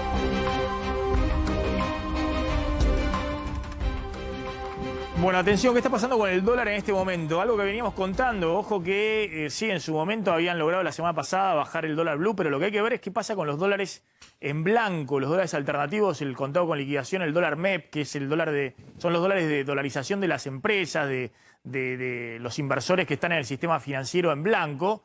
Y atención porque siguen subiendo esos dólares y están alcanzando un máximo en los últimos 6 meses. Sí, claro. 159 pesos el contado con liquidación. El contado con liqui está en este momento 159 pesos, está 2 Ahí pusiste pesos 157. arriba. No, 159. Bueno, corrijámoslo. 159 el contado con liquidación y el blue. Y 154 el dólar blue es un peso más que el día de ayer. El dólar bolsa 155 son también 2 pesos más que el día de ayer. Evidentemente todos los ruidos políticos que esta semana, digamos, aparecieron con el tema del ajuste o cómo va a seguir la política económica, bueno, recalentó un mercado que ya en las últimas semanas había venido, sobre todo en el contado con liqui, dólar bolsa más para arriba. El blue, que había subido 12 pesos, después retrocedió, y hoy está, tanto ayer como hoy, están otra vez escalando, entre ayer y hoy, 4 pesos arriba. Y bueno, y Maxi... Sí, pero más allá del blue, lo que hay que ver es qué pasa con la dolarización en estos dólares alternativos. Porque ojo que Guzmán todas las semanas tiene que el Tesoro renovar deuda. Es decir, hay vencimiento de deuda, lo mostramos acá. De hecho, en los próximos 6 meses hay más de 1 billón de pesos de deuda que vence del Tesoro Nacional. Y la apuesta de Guzmán no es solamente renovar esos vencimientos, sino poder emitir un poquito más de deuda en pesos neta para cubrir parte del déficit fiscal, que no sea pura maquinita de emisión de pesos. Ahora, si empieza a crecer la incertidumbre, no fijas bien la política, no das la impresión que quiere dar Guzmán de que en algún momento se va a llegar a un acuerdo con el fondo, de que ese sendero de reducción del déficit fiscal va a continuar y demás, ojo que lo que no pueda renovar de la deuda en pesos, Guzmán, ¿quién está con esa deuda en pesos? En parte hay bancos y demás que no tienen otra que invertir en la deuda en pesos, pero en parte hay fondos de inversión, inversores privados, fondos extranjeros y demás, que si no renuevan la deuda en pesos, con esos pesos que les paga el Tesoro le da los pesos al Banco Central emitiendo, corren al dólar. ¿Y a qué dólar corren? Pueden perfectamente correr a este dólar contado con liquidación o al dólar MEP, en general al contado con liquidación, porque se llevan los dólares, sacan los dólares afuera, ¿no? Lo sacan al exterior, fuera de la Argentina. Entonces, ojo que es una estabilidad la que se ha conseguido en los últimos meses, que es una estabilidad muy precaria, donde permanentemente Guzmán tiene que dar señales, permanentemente tenés que renovar la deuda en pesos, permanentemente, a menos que quiera subir fuertemente la tasa de interés, que impacta en la recuperación de la actividad económica. Cosa que hasta ahora el gobierno, con cierto criterio, dice estamos en medio de una recesión muy grande, no podemos subir mucho más la tasa de interés porque le damos otro mazazo al crédito y a la posibilidad de recuperación económica. Bueno, y el otro tema, Maxi, ayer hablábamos que Cuervo Larroque, justamente que es el ministro de Desarrollo Social, sí, en la provincia de Buenos Aires, reclamaba a Guzmán que se reinstale otra vez, haya una vuelta de IFE. Bueno, quien salió a responder en línea con el ministro de Economía fue el ministro de Desarrollo Social, pero de la Nación. Daniel Arroyo, que dijo el IFE tuvo su momento y no va a haber una nueva ronda de IFE, estos 10.000 pesos que se pagaron a casi 9 millones de personas. Dijo textualmente, el IFE tuvo que ver con un momento allá por abril, mayo, junio del año pasado, en el que cerró toda la actividad y la pobreza fue del 47%. No es el momento para, en esa situación, para reinstalar el IFE. Lo que sí estamos haciendo, dijo Daniel Arroyo, estamos analizando en qué provincia se debería pagar el bono de 15.000 pesos del ANSES, porque la situación es crítica justamente con la segunda ola. Así que lo que se está analizando en el gobierno es dar una segunda ronda de bono de 15.000 pesos aquí en el AMBA, que ya se está terminando de pagar la primera ronda a titulares de AUH, a quienes... monotributistas categoría A y B.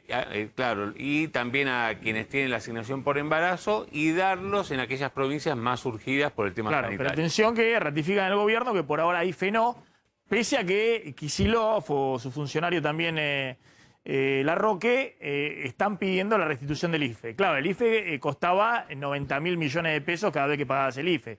Este bono cuesta a lo sumo 15.000 millones de pesos. Claro. Lo estás pagando a menos de 1 millón de personas esos 15.000 pesos. Ahora vas a contar qué está pasando en Uruguay y también en Chile en términos de asistencia a los sectores económicos que están cerrados. Pero está Adrián Saque en Estados Unidos. Adrián, ¿cómo andás? ¿Qué tal? ¿Qué tal, Maxi? Muy buenas tardes. Estaba escuchando con mucha atención el discurso del presidente recién en el bloque anterior, justamente, que mencionaba a los sindicatos, ¿no? Quizá sea bueno hacer simplemente un complemento para nuestros espectadores, que los sindicatos aquí en los Estados Unidos están realmente luchando por su supervivencia, ¿no? De hecho, hace no mucho tiempo han votado en diversas empresas, entre ellos Amazon, ¿no? El personal por no estar sindicalizados, por no contar con la posibilidad de tener un sindicato que luche, digamos, por imponer un mínimo en las ganancias, en el sueldo. De hecho, eso lo ha tratado de hacer Biden al justamente establecer un mínimo de $15 la hora para los trabajos con menor remuneración. Esto implica para las empresas realmente un aumento del costo muy grande. Las grandes cadenas de supermercados aquí pagaban $7,50 la hora, para que tengas una idea. Pero bueno, crea también un problema adicional que es que muchos de estos empresarios están pensando en volver a irse, los que puedan, ¿no? Los que puedan reemplazar la mano de obra estadounidense, en volver a irse a México, a Canadá y al sudeste asiático, porque otra vez vuelve a crecer mucho el costo laboral aquí en los Estados Unidos, si se compara con lo que fue la era Trump, justamente que él se vanagloriaba de haber repatriado a varias empresas y en haber bajado el impuesto a las corporaciones, que ahora otra vez vuelve a subir de 20 a 27 puntos, y esto realmente preocupa mucho a la clase empresaria acá, como la inflación, que bien mencionaste, es un 2.6% anual que hubo de índice de inflación entre marzo del año pasado y marzo de este año, pero temen que se vaya incluso por arriba del 3% con ahora, este paquete de ayuda de 4 billones de dólares. Adrián, claro, muy comentado el discurso de Biden porque cambia la orientación de la política de Trump en 180 grados, muy notorio, donde habla de la desigualdad en Estados Unidos, lo que vos estás contando del tema de la teoría del derrame, de los impuestos a las corporaciones y a los que ganan más de $400.000 anuales o más de $1 millón anuales con impuestos todavía mayores y demás.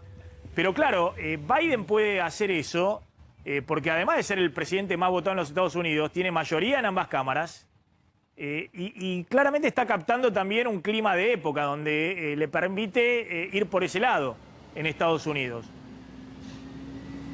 Absolutamente. Él, justamente lo que te decía, son 4 billones, como decimos en la Argentina, con B larga, ¿no? Que sería estar poniendo para la reactivación de la economía, que ya había empezado con Trump, esto hay que decirlo, ¿no?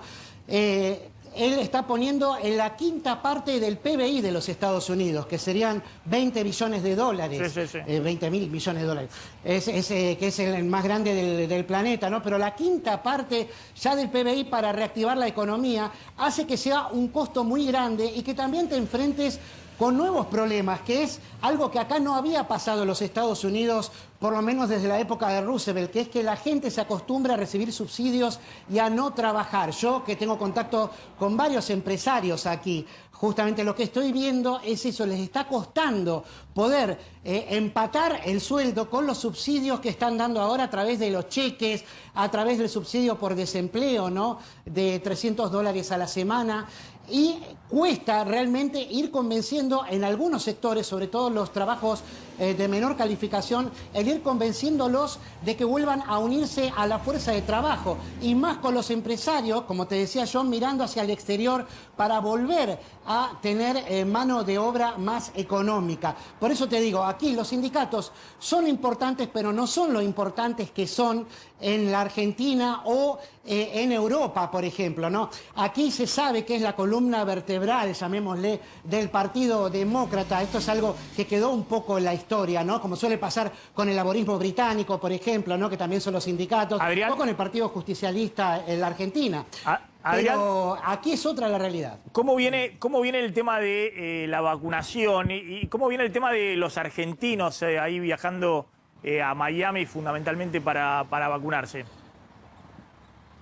Bueno, aquí el problema de la vacunación ya no es el hecho de poner más vacunas, ¿no?, en el país, sino al contrario, pasó a ser el tratar de convencer a los segmentos más reacios a que se vacunen, ¿no? Sobre todo el segmento de entre 18 a 35 años que no cree necesario vacunarse y que tiene un ratio de vacunación mucho menor al que tiene, por ejemplo, la población de más de 65 años, donde ya fueron vacunados más del 85% de la población, o sea, la población de riesgo, ¿no? Aquí ya se han aplicado 246 millones de dosis. Y de hecho el gran problema ahora es que los estados, hay 20 estados por lo menos aquí en los Estados Unidos que le están pidiendo al gobierno federal que dejen de enviarles vacunas, porque tienen tanto stock que no saben qué hacer con ese stock porque la gente no va a vacunarse y las tienen que tirar, porque las de Pfizer y las de Moderna, una vez que las descongelás y te sobran dosis, no sabés qué hacer con ellas porque las tenés que tirar, no es que las podés exportar a Argentina, que sería buenísimo, no, las tenés que tirar una vez que las descongelás, tenés 6 horas para usarlas.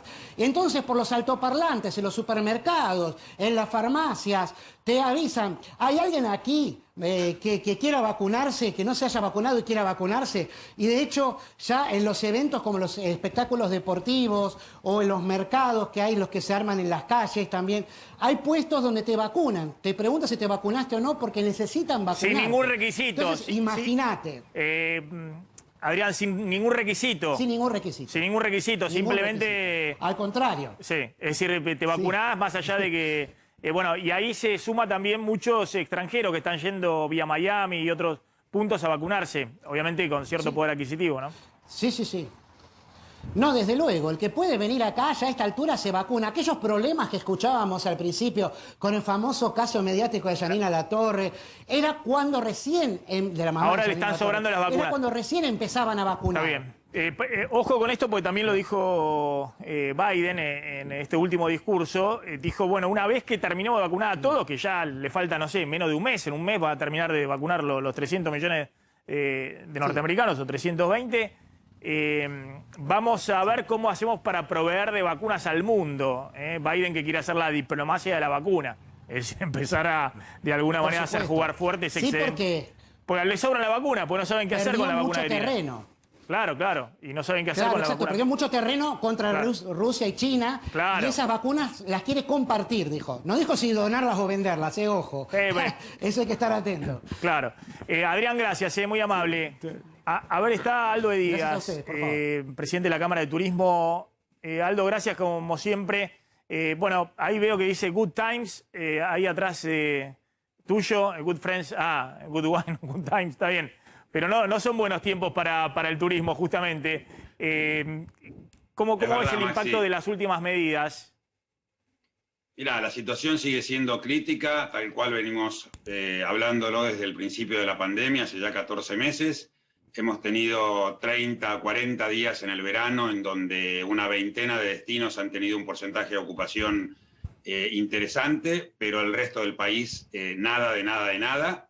Hemos tenido 4 días en Semana Santa donde hubo mucho movimiento en el país, 15 millones de turistas recorrieron el país, un cumplimiento ejemplar de los protocolos por parte de los recursos humanos de las empresas, por parte de los turistas, y la verdad que eso no soluciona el problema de fondo que tiene la actividad, que es fronteras cerradas, una incertidumbre grande respecto a lo que viene a causa de la situación sanitaria, y la perspectiva de encarar los meses de mayo, junio y julio eventualmente sin una solución concreta respecto de todo lo que estamos atravesando. Aldo, muy breve, porque eso obviamente va a depender ahora básicamente de cómo bajen los contagios y la vacunación, porque claramente no es hoy un buen momento para hacer turismo y sobre todo teniendo en cuenta la situación no solamente en el AMBA, sino en Rosario, Santa Fe, en Córdoba, en Mendoza, en todos lados.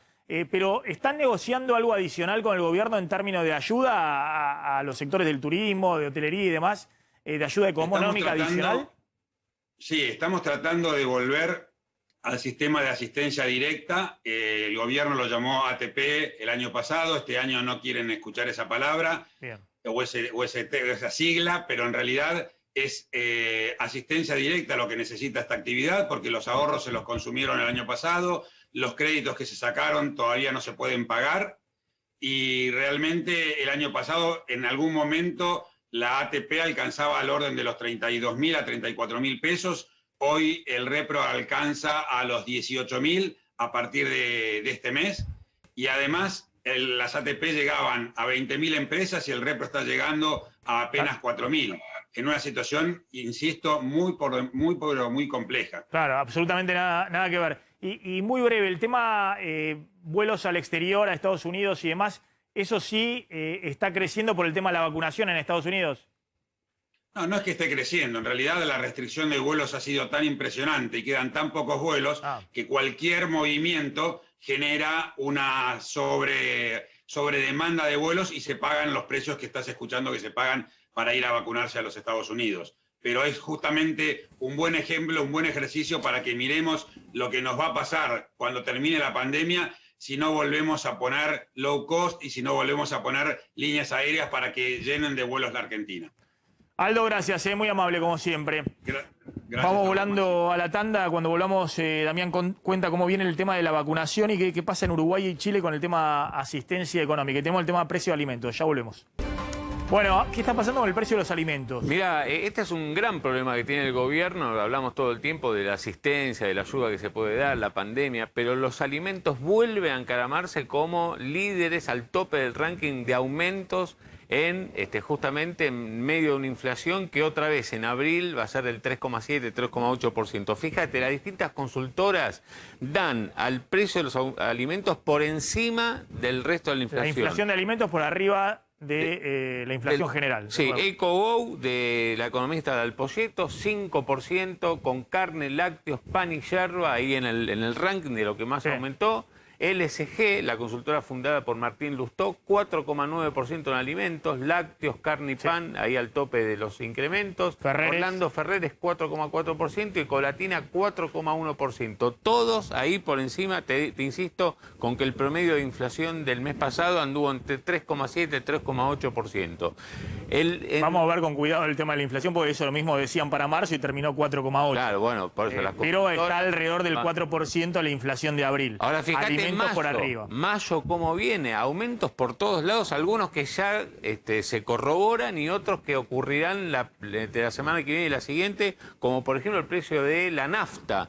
Nafta aumentos de entre 4 y 5%. Acordate que venimos este será el séptimo incremento del año. Ya aumentó casi 27%. Aumentó el GNC, esto ya es aumento que ocurrió, 30%, lo habíamos adelantado acá. Esto es el aumento de alimentos que está ocurriendo ahora en los primeros días de mayo. Las listas que le llegan a los supermercados. Claro, los supermercados ya recibieron incrementos justamente de arroz, 8%, fideos y quesos, 7% de incremento, yerba, 6% y aceite, 5%. Estos son todos aumentos que ocurrieron a partir de ayer. A los supermercados, cuando les llegan la lista nueva de los fabricantes. Entregan con estos incrementos. Ahora, atención que vos decías mayo viene con estos aumentos. Tenemos otra placa donde están los aumentos de mayo. Está el aumento del GNC. De nafta entre 4 y 5%, el GNC 30%, gas entre 6 y 7%. El gobierno tiene que definir si ya la semana que viene o la siguiente se aplica. La luz, el 9% que venimos hablando. Los colegios privados, entre 12,5% y 15%. Las prepagas, el 5,5%. Y a definir lo que, bueno, comentábamos antes y provocó los tweets de Cristina, qué va a pasar con la telefonía e internet, porque el anuncio del parte de las empresas fue del 10 al 15%. Bueno, ¿qué está pasando, me decías, en Uruguay y en Chile con la asistencia económica por las restricciones que aplican por la pandemia? Pues de hecho, Maxi, en Uruguay con una situación sanitaria mucho peor que la Argentina de hoy, de hecho casi duplica la cantidad de contagios diarios por cada millón de habitantes que la Argentina. Por ejemplo, ya hace 15 días exactamente aprobó un programa que se llama Fondo Coronavirus para el 2021 de 900 millones de dólares. Obviamente la economía uruguaya es mucho más chica, que tiene exenciones impositivas de ganancias, aportes patronales y créditos blandos para los sectores afectados, que son básicamente los del turismo, gastronomía, transporte, agencias de viajes, transporte vinculado a la actividad turística, los free shops de frontera, también salones de fiestas, digamos, para esos sectores que son los más afectados. Recordemos que en Uruguay no hay una cuarentena tan estricta como la de Chile. Y lo que Pero sí hay cierre de clases presenciales en Montevideo desde fines de marzo y todavía no hay fecha de regreso. Y no, de hecho, recordemos, esta semana abrieron solamente escuelas rurales con hasta 20 alumnos y un solo docente de los sectores más alejados de los centros urbanos.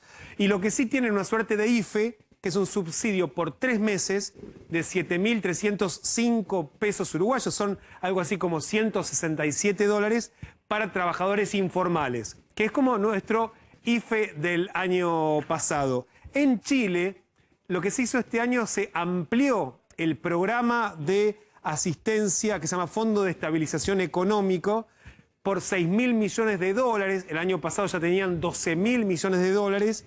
Y acá hay un IFE, se llama exactamente igual, Ingreso Familiar de Emergencia, para 100.000 personas, para unas 9 millones de personas, que son 100.000 pesos por mes, unos 140 dólares mensuales, y de hecho va para cada integrante de la familia que esté en una zona que haya tenido una cuarentena estricta por más de 14 días, no para un integrante, sino para cada uno de los integrantes.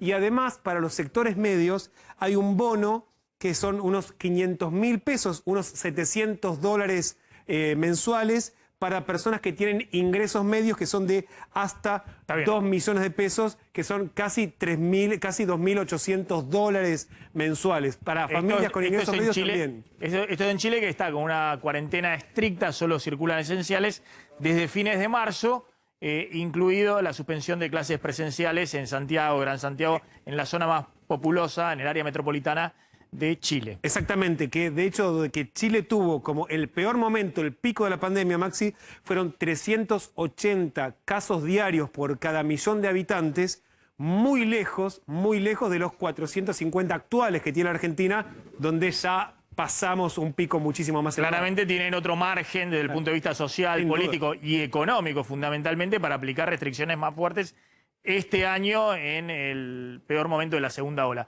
Gracias, Damián. Ya está Marcela Pagano. Marce, ¿cómo andás? Hola, Maxi, ¿cómo estás? Qué día, ¿eh? Bien, qué elegante. ¿Cómo andamos? Hoy estoy más, ¿viste? Sí, sí. Más de colores neutros. Bueno, lo que pasa es que también las noticias son difíciles de sobrellevar y hay que ponerle un poco de color, pero hoy no ameritaban la ropa. ¿Qué quiero decirte? Que los estaba escuchando y que la realidad me da la sensación que hoy el tema COVID quedó por detrás de la agenda política del día para el propio gobierno. No sé si ustedes tienen la misma sensación, pero el gobierno está muy preocupado por este fallo de la Corte y por cómo se va a ubicar ahora políticamente el Frente para Todos, el Frente Gobernante, en relación justamente a esta posición sobre la escolaridad de los chicos. Sí, es un tema también si entran a radicalizar el discurso, como hizo Cristina, ¿no? Un golpe blando.